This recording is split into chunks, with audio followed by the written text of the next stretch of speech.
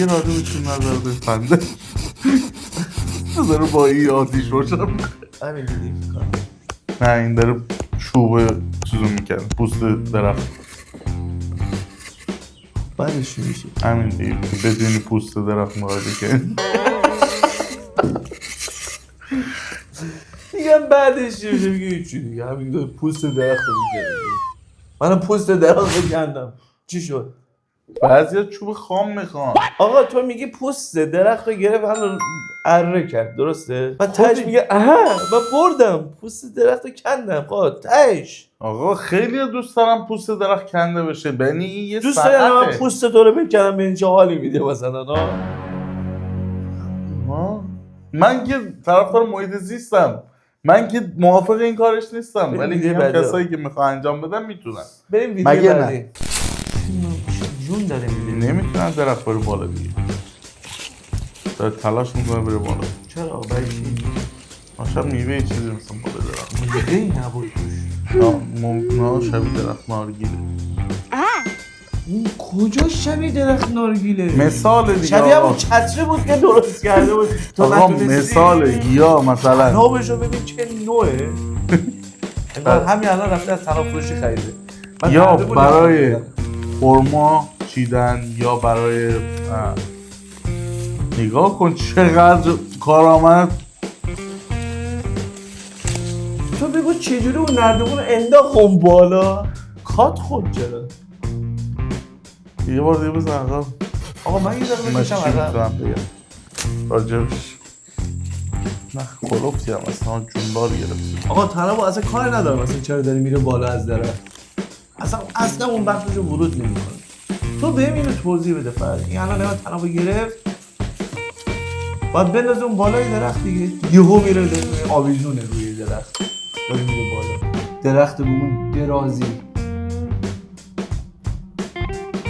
کی کمکش کرد ببین من تو این ویدیو خب یه چیز میخوام تا یه بهت بگم. توضیح میدی من ویدیو بعدی رو انتخاب بکنم من یه چیز میخوام بهت بگم گوش بده حرفم همزمان که داری این کار من انجام گوش میدی میدم من حرفتو گوش میدم نگاه کنید این ویدیو برای چیه مثلا برای خونتون میخواین نردبون بسازین نمیدونم برای کلبه درختیتون میخواین نردبون بسازین برای همچین جاهایی ساخته شده حالا این نمیتونست کلبه درختی نداشت اومد همچین چیزی رو نشون بده یک دو حالا میگیریم ننداخت بالا اینطوری ولی میتونست به کمرش بگیره اینطوری با پا بره بالا مدلایی که حتما دیدین حتما ادیتور بذار داخل چیز چجوری اینطوری میرم بالا با تناب که منظورمو ببینه کاملا که بعد نگه الکی دارین حرف میزنین یا میتونست تخریب میکنی اونو یا داری نه تعریف میکنی نه برای نارگیل و خرما میتونست از اون نخوا استفاده کنه برای کلبه و اینجور چیزا از اون چیزا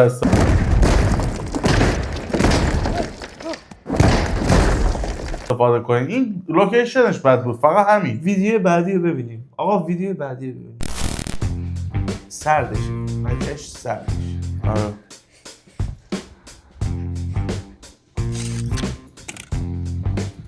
چی اون شوره سر درخته شیرش گرفت دیگه بین چوب گذاشت چه کاری آخه داری میکنه او از استحکاکش استفاده کرد برای تو بوشی بعد اون شوره چی شد؟ اون شوره داره آتیش میگیره دیگه خود همین چوبه اون چیه؟ اول اون شوره گرفت به این چوبه که تونست گور بگیره سریع هم کرد تو چوب آتیش گرفت آفرین خیلی خوب خب یعنی کار دیگه نمیتونه بکنه؟ نه دیگه چیکار میتونه بکنه خیلی با نیروی استحکاک ایجاد کرد برگه خشک بود تست کردیم برگه خشک چوب خشک این که نمیگیره چی؟ گوری؟ بیا خب یادش رفته بخره چو همینه دیگه استحکاک باعث میشه که با آتیش بیفته من حالا یه دونه دیگه هم دیده بودم اونم خیلی خفن بود با ذره بی میذاره نور خورشید رو میگیره متمرکز میکنه آتیشش میکنه ته علم بود علمی کار انجام داد ولی اونم فندک نداشتیم اما شو فندک ندارن اما هر چیز مزخرف بگی دارن ذره بین داشت فندک نداشت ولی این کار خوبی کرد. ما ویدیو بعدی رو ببینیم.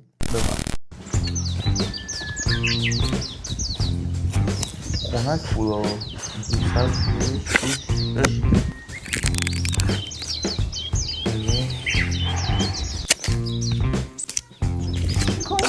پوست درخت مو همون فندک داره آفرین این فندکش خرابه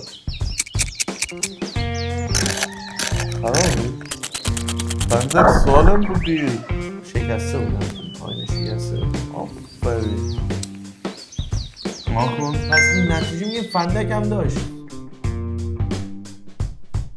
اگه فندک داشت با این روش روشن کرد چرا پس اونجا دوباره اومد اینجوری کرد؟ مالایی یه وقت دیگه من اصلا تا اینجا دیگه بسته ها.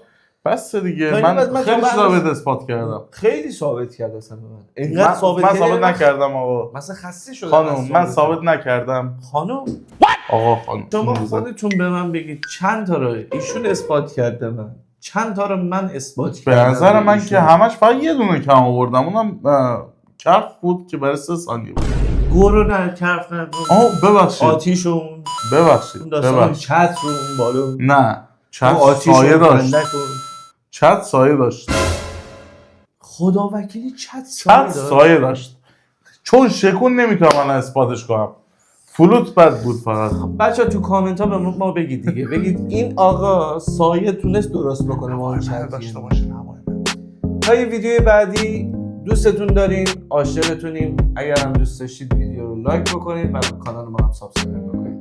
دستتون در نکنه دستتون در نکنه چی؟